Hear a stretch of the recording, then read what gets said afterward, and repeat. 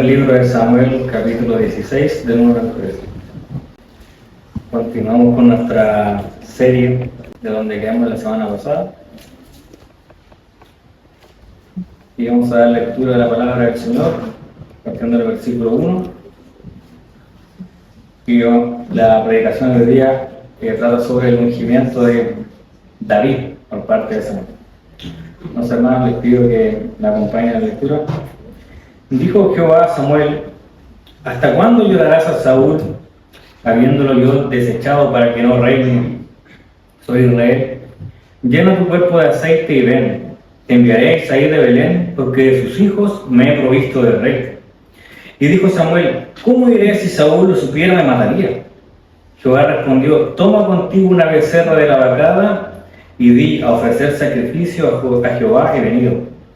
Y llama a Isaí al sacrificio, y yo te enseñaré lo que has de hacer, y me ungirás al que yo te dijere. Hizo pues Samuel como le dijo Jehová, y luego que él llegó a Belén, los ancianos de la ciudad salieron a recibirle con miedo, y dijeron: ¿es pacífica tu venida? Él respondió: sí, vengo a ofrecer sacrificio a Jehová. Santificaos y venid conmigo al sacrificio.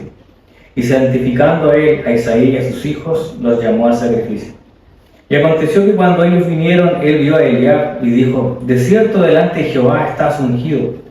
Y Jehová respondió a Samuel: no mires a su parecer, ni a lo grande de su estatura, porque yo lo desecho.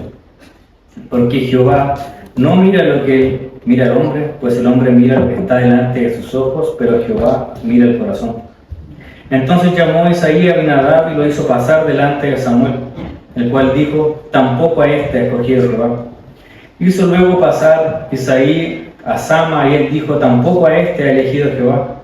E hizo pasar Isaí 7 hijos suyos delante de Samuel, pero Samuel dijo a Isaí: Jehová no ha elegido a estos. Entonces dijo Samuel a Isaí: ¿son todos estos tus hijos? Y él respondió: queda aún el menor, que apacienta las ovejas. Y dijo Samuel a Isaí: envía por él, porque no nos sentaremos a la mesa hasta que él venga aquí. Envió pues por él y le hizo entrar, y era rubio, hermoso de ojos y de buen parecer. Entonces Jehová dijo: levántate y úngelo, porque este es. Y Samuel tomó el cuerno del aceite y lo ungió en medio de sus hermanos. Desde aquel día en adelante el espíritu de Jehová vino sobre David.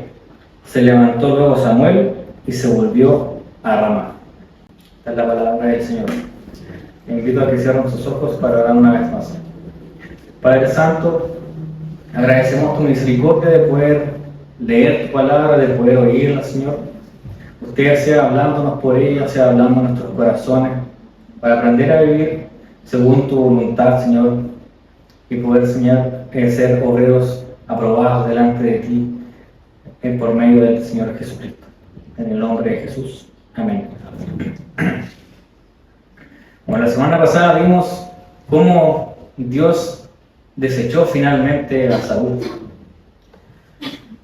La desobediencia luego de la guerra contra los amalecitas terminó por destruir el reinado de Saúl, aunque todavía no ocurría efectivamente. Y Samuel fue el encargado de ir a decirle a Saúl: hasta aquí nomás, Dios tiene un rey mejor que tú. Entonces el profeta, luego de esta separación de ellos, regresa a su casa en Ramá. Y el texto en el último versículo del capítulo 15 nos dice que nunca más se volvió a encontrar Samuel con Saúl. Esa fue la última vez que se vieron. Entonces hoy día tenemos la siguiente escena de esta historia tan interesante que nos presenta el primer libro de Samuel. Y hoy día hablaremos sobre el ungido de Dios. Entonces lo veremos en 3 puntos, y el primero es del versículo 1 al 3, que trata sobre que Dios toma la iniciativa por su pueblo. Entonces, la primera escena que nos encontramos en este pasaje que acabo de leer es la del profeta Samuel lamentándose. Tenemos un Samuel abatido, viviendo un duelo, llorando de forma continua y por harto tiempo, no era algo reciente. Y esto se aprecia más en el texto original, donde las palabras que elige el autor hablan de un lloro prolongado en el tiempo. Y esto lo sabemos también porque Dios mismo le pregunta: ¿hasta cuándo llorarás a Saúl? Y por alguna razón que el texto a nosotros no nos revela, Samuel no puede ver la caída de Saúl como de buena manera, dentro de los propósitos de Dios, porque hay demasiado dolor dentro de él. Ahora, ¿por qué tanto lamento del profeta? Tal vez pensaba que la caída de Saúl también era responsabilidad de él. Quizás dijo: no lo guié lo suficiente. O tal vez su lamentar era un poco más egocéntrico y decía: ahora ya no voy a poder sentarme con el rey, no voy a poder aconsejarlo más porque ya esto se quebró. Y la verdad es que no, hermanos. Es obvio que Samuel tenía un cariño por Saúl. Llevaban tiempo juntos. Pero el lamento de Samuel era por la rebelión de Saúl contra el Dios que lo había hecho rey. Ese era el lamento. Recordemos lo prometedor que había comenzado su reinado. Todos veían a Saúl como el rey ideal. De seguro muchos problemas se iban a solucionar con un rey como él. El mismo Samuel lo pensaba. Sin embargo, la caída de este rey no era solamente la caída de un hombre, sino que amenazaba con ser la caída del pueblo de Israel completo. ¿Y qué pasaría con el pueblo de Dios ahora que Samuel estaba destituido? ¿Iba a desaparecer? ¿Habría guerra civil? Ahora reflexionemos un poco en esto, hermanos. El lamento de Samuel no era infundado, tampoco vano y egocéntrico. Él no estaba llorando porque Chile no fue al Mundial, por ejemplo, y que estaba aburrido mirando los partidos. No lloraba porque le faltaba dinero, no lloraba porque tenía muchos problemas en su trabajo, o porque no podía agrandar su casa, o porque la esposa lo molestaba mucho, no. Su llanto era por Saúl y qué iba a pasar con el pueblo de Israel. Entonces era la vida espiritual la que le dolía a Samuel. Era la seguridad del pueblo de Dios la que estaba en juego, las que a lo mejor ahora iban a ser abandonados por culpa de la rebelión del rey. Entonces, hermanos, pensemos en esto. ¿Alguna vez nosotros nos hemos lamentado por algo similar? ¿Te has lamentado, por ejemplo, cuando escuchas murmuraciones, pelambres sobre los pecados de otro hermano? ¿Has sufrido a lo mejor por la falta de interés de los hermanos? Que a lo mejor en tu iglesia llegaba mucha gente, ahora llega menos. ¿Te has lamentado alguna vez por eso o solamente nos lamentamos por cosas individuales? Por cosas que nos ocurran a nosotros, a nuestra familia. Entonces también hay algo que aprender del lamento de Samuel. Y ante toda esta escena de dolor del profeta, encontramos una respuesta de Dios que también está en el texto. Y en el mismo versículo 1 lo dice: llena tus cuernos de aceite y ven, te enviaré a Isaí de Belén, porque de sus hijos me he provisto rey. ¿Y qué es lo que nos dice que pasa con Samuel aquí? ¿Se alivia? No. Samuel se estresa más. Y dice: ¿cómo iré? Si Saúl supiera, me mataría. Había una gran enemistad entre ellos ahora. Pero Dios le entrega la forma en que él puede viajar de forma segura y acercarse a la familia de Isaí. Di que irás a hacer sacrificio y ahí harás lo que yo te diga y ungirás al que yo te dijere, dice el versículo 3. Entonces, pareciera que Dios le está diciendo a Samuel que mienta. Pero en realidad no es así. Porque efectivamente Samuel va a hacer un sacrificio, solo que no es el propósito mayor de su viaje. Y en la respuesta del Señor podemos ver algo maravilloso, que es: Dios tiene el poder de proveer un nuevo comienzo. Samuel veía solamente oscuridad, para Dios no era así. Había un rey mejor.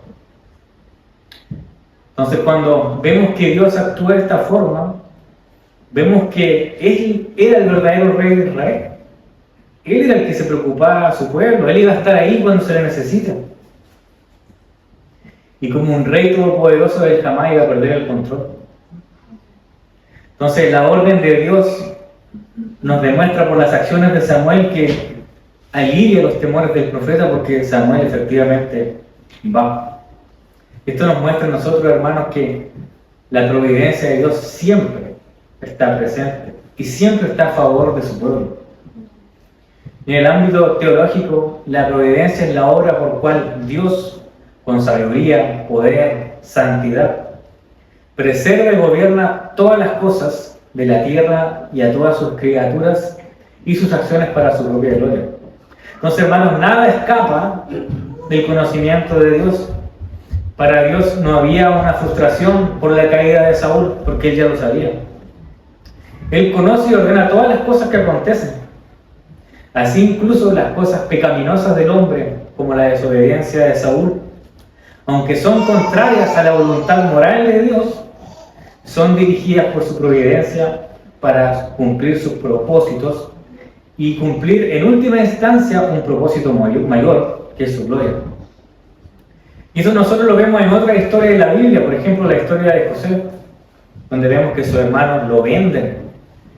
José sufre mucho tiempo, los hermanos tienen miedo de venganza, pero José mismo dice: todas estas cosas fueron permitidas por Dios por un bien mayor, para que yo salvara al pueblo, para que lo salvara a ustedes mismos. Entonces aquí ocurre algo parecido. Dios permite la rebelión con Saúl, permite que Israel tenga este rey que ellos habían pedido, pero su plan siempre fue ungir a otro, uno que vamos a ver más adelante, que dice que estuviera conforme a su corazón. Entonces, hermanos, llevando esto a nuestra vida, yo no los conozco a todos, no sé, bueno, y aunque los conozco a todos, tampoco sé cómo va su vida en este momento. Quizás sientes que Dios te está respaldando en este instante en tu vida, sientes que las cosas van bien, o quizás estás con un dolor que nadie más sabe, o tratando de comprender qué es lo que Dios quiere hacer con tu vida en todo esto. Tal vez estás sufriendo por el pecado que otra persona cometió contra ti, o por tu pecado propio, que no te deja tranquilo. Sea cual sea la situación, sea buena o sea mala, no debemos olvidar que tenemos un Dios que provee, que gobierna, que conoce las cosas, que nada se escapa de su mano. Entonces, la situación que vives hoy, Él ya la sabía de antemano. Y sabe también lo que vivirás mañana. Sea alegría o tristeza, nosotros tenemos un rey que no es como Saúl. Tenemos un rey que está a favor de su pueblo, que no lo abandona, que controla las cosas. Y es un Dios que toma la iniciativa siempre por amor y misericordia. Esto nos lleva a la siguiente escena, donde veremos que Dios elige conforme a su sabiduría y voluntad, del versículo 4 al versículo 12. Ahora, hermanos, para esta siguiente porción, este siguiente punto, quiero que nos pongamos en la situación de que llegan los carabineros a nuestra casa. Golpean la puerta de la casa. Está la patrulla afuera. No una patrulla, 2 patrullas. Los vecinos salen a mirar afuera qué está pasando. Tú que estabas tranquilo mirando el partido porque Chile no jugaba, porque igual uno estaba más tranquilo, ves toda esta situación en tu patio. ¿Cómo te sentirías? Probablemente con miedo, preocupado.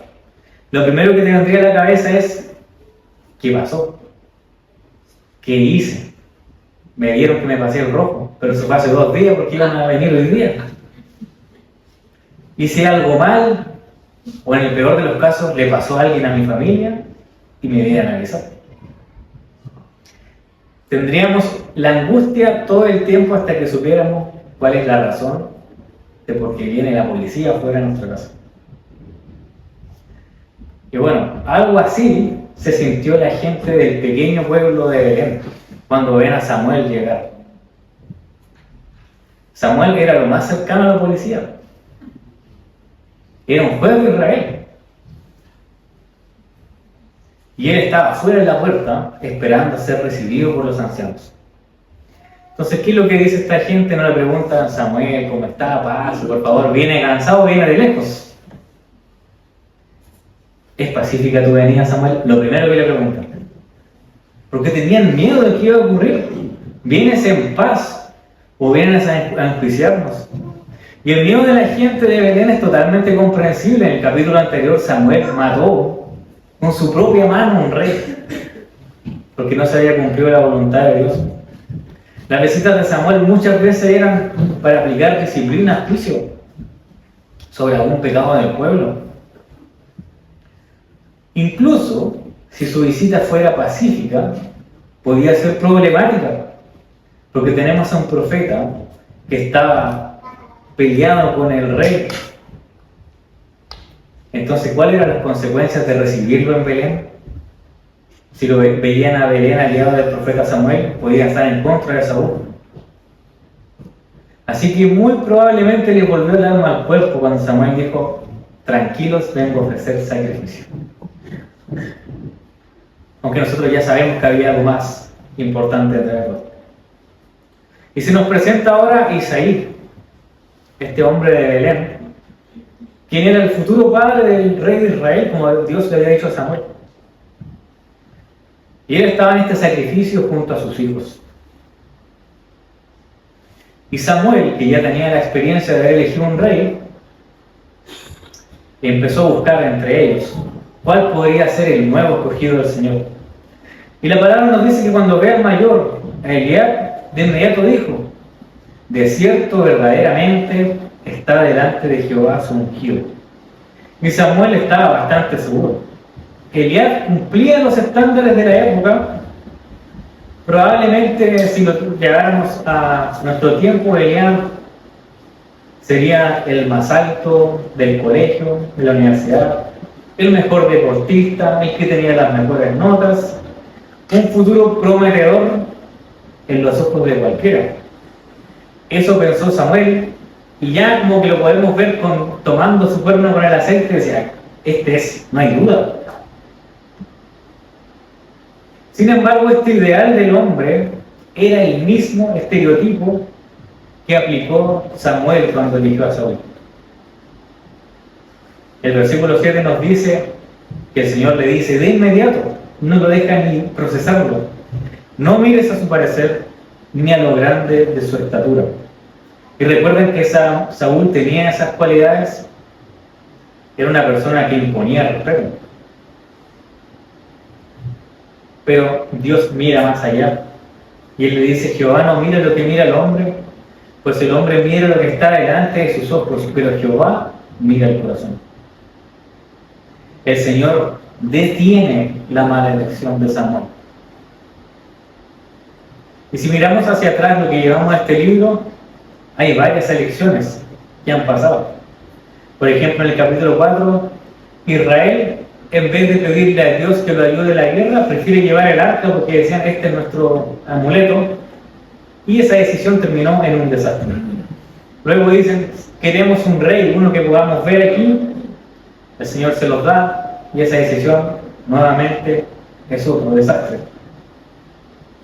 Y ahora que Samuel tenía estos antecedentes, estaba eligiendo mal nuevamente. Gracias a Dios, él mira el corazón y no las apariencias, como el mismo texto dice.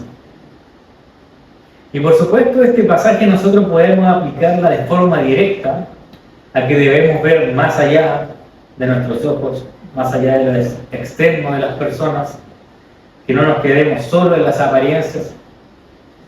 Pero quiero que reflexionemos en otra cosa, que es el contraste de la perspectiva de Dios y la humana. Nosotros no somos Samuel, jamás vamos a tener la responsabilidad de elegir un rey para el pueblo de Dios. Nuestras elecciones son menores, aunque no menores para nuestra vida, obviamente. Muchas veces tenemos que elegir cosas para nosotros mismos, el colegio de nuestros hijos, nuestro matrimonio, nuestro trabajo, decisiones de vida que son importantes y que muchas veces a nosotros nos parecen pequeñas, pero pueden ser un punto de inflexión importante en cómo seguirá nuestra vida. Y muchas veces nosotros pensamos que necesitamos algo, pensamos que tenemos que llevar nuestra vida hacia cierta dirección, porque a nuestros ojos se ve que es lo mejor. Como humanos le damos valor al éxito, a la prosperidad, al prestigio, a las oportunidades, a lo que piensa la gente de nosotros. ¿Qué dirán los hermanos si ven que ahora vengo con este auto? ¿Qué dirán los hermanos si ahora, no sé, vengo con mejor ropa, tengo mejor trabajo? ¿O qué dirán los presbíteros cuando vean mi diezmo ahí en la cuenta? ¿Qué pensarán? Así somos, hermanos. Aunque tratemos de evitarlo, muchas veces somos así. Y esto nos lleva a nosotros a que durante nuestra vida pongamos nuestro propio juicio en un pedestal. Pensamos que somos capaces de ver toda la realidad y a veces ni siquiera a nuestra esposa, a nuestro esposo le preguntamos porque yo sé cómo son las cosas. Yo sé lo que tengo que ver, yo sé cómo decidir. Sin embargo, Dios no comparte nuestros criterios. Él es totalmente diferente a nosotros. Él no necesita investigar una situación para conocerla. No se deja convencer por tu oración de una hora, por mucho adorno que le pongas, por muchas flores que le tire al asunto. Dios a eso no le importa, porque Él sabe lo que nos conviene. Él conoce nuestras intenciones más profundas, los deseos de nuestro corazón, y también sabe si nuestra decisión nos acerca a Él o nos aleja de Él. Y en un montón de oportunidades nosotros vemos como Samuel elegimos mal, incluso cuando ya hemos elegido mal antes. Nos dejamos llevar por estas cosas prometedoras que suenan bien, que no están de acuerdo con la voluntad de Dios.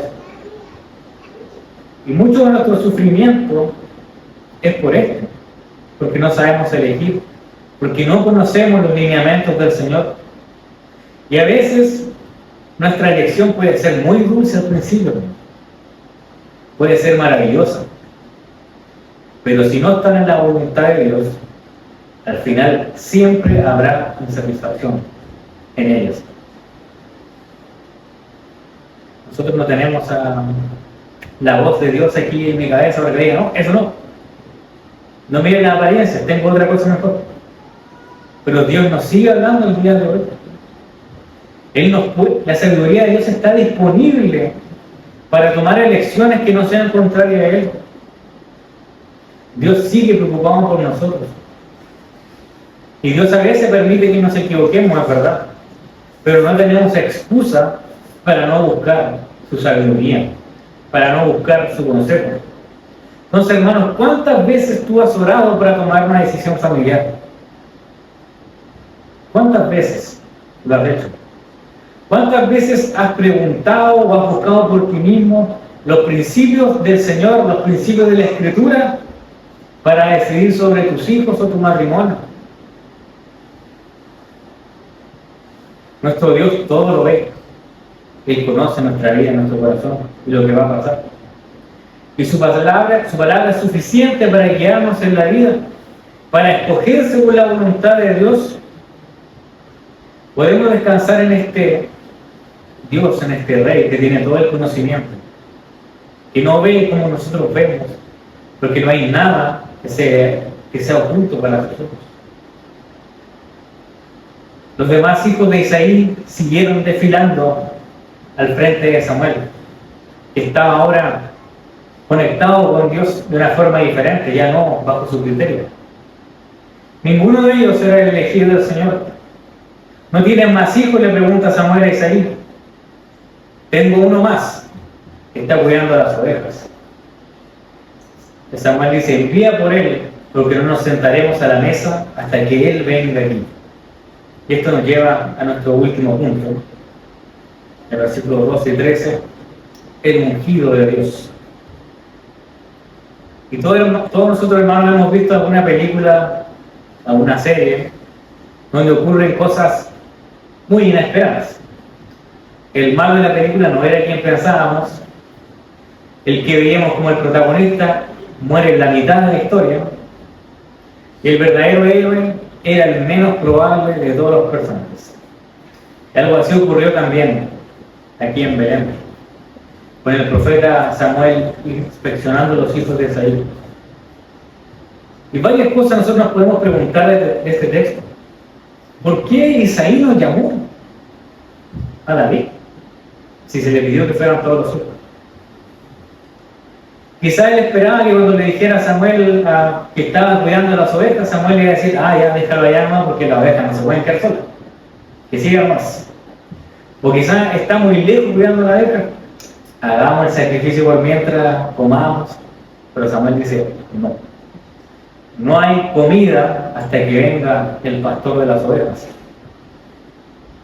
Cuando a usted le preguntan por sus hijos, cuando van a visitarlo a su casa, le dicen, ¿y dónde están tus hijos? Por muy malas notas que tengan, por muy mal que se porte, por poco agraciado que sea hijo porque se parece a usted, usted no lo esconde a su hijo, no lo manda a otra parte, y menos lo va a dejar afuera de la mesa cuando hay comida. Ahora, hermano, no digo que Isaí no quisiera a David, seguramente lo amaba, pero Isaí, tal vez al escuchar que Samuel buscaba un rey, no se le pasó por la cabeza que David podía ser. El que trabajaba con las ovejas, ¿qué podía tener de rey? Pero otra vez vemos como Dios decide, no por el criterio humano, ni siquiera con el conocimiento de un padre por su hijo, sino por su propia voluntad. Y cuando llega finalmente David a la reunión, el texto lo describe como rubio, hermoso de ojos y de buen parecer.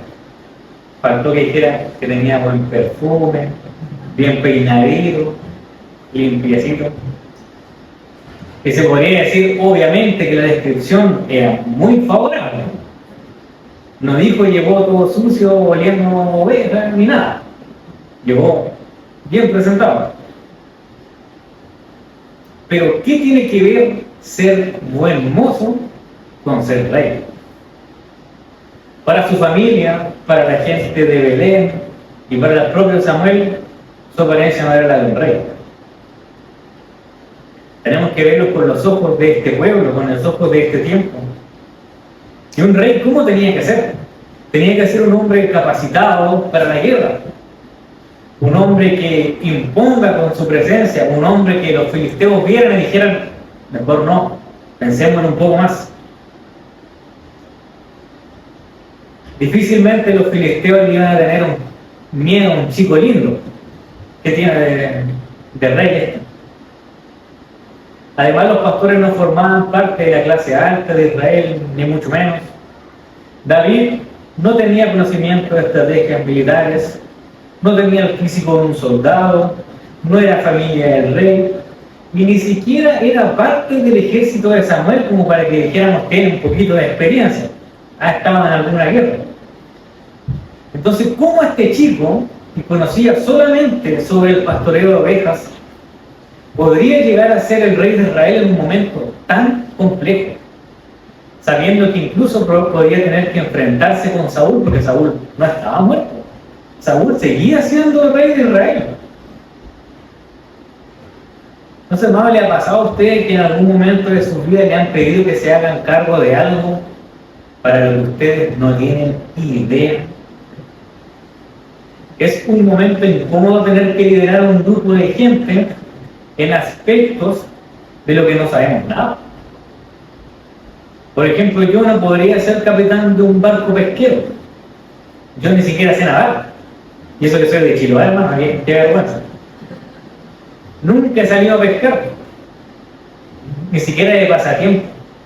Entonces, ¿cómo yo podría llevar una embarcación con pescadores experimentados y tener una pesca exitosa No podría.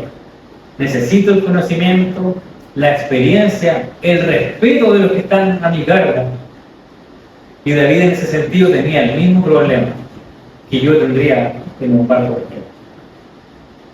Sin embargo, en el capítulo 13, versículo 13, perdón, el último del pasaje de hoy, nos dice algo, un detalle bien importante. Y nos dice que Samuel tomó el cuerno del aceite, lo obedeció el Señor, y lo ungió en medio de sus hermanos. Y desde aquel día el Espíritu de Jehová vino sobre David. El Espíritu de Jehová se menciona en varias ocasiones anteriormente. Una expresión que se relaciona con la capacitación de Dios para alguna tarea asignada por él. Entonces esta unción de David fue el símbolo externo de la obra interna de Dios.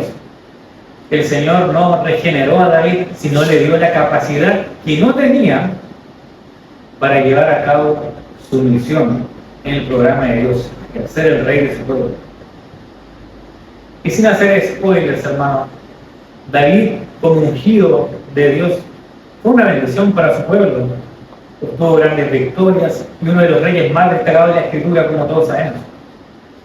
Cumplió su oficio de manera eficiente por mucho tiempo, a pesar de no haber tenido la habilidad en el comienzo.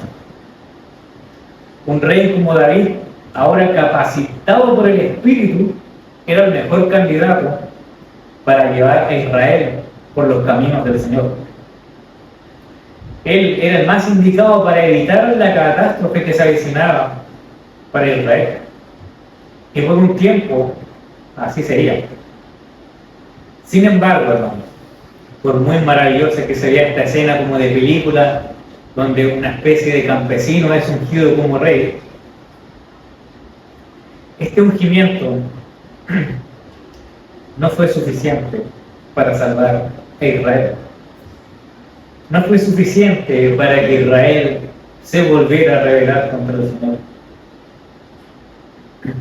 Y esto es así porque el problema de Israel no era su rey, no era el pecado de Saúl y su rebelión. Entonces David tampoco iba a ser suficiente. Así como para nosotros no es suficiente tener un pastor extraordinario que conozca todos los secretos de la Escritura, que conozca cualquier cosa que yo dude que tenga, le vaya a preguntar y él tenga una respuesta bíblica. No es suficiente que nuestros presbíteros nos vayan a ver todos los días para pastorearnos, para enseñarnos los caminos del Señor. Pensemos en esto, hermanos.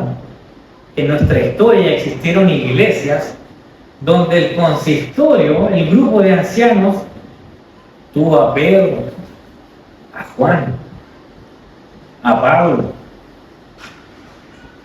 y nunca fueron iglesias perfectas.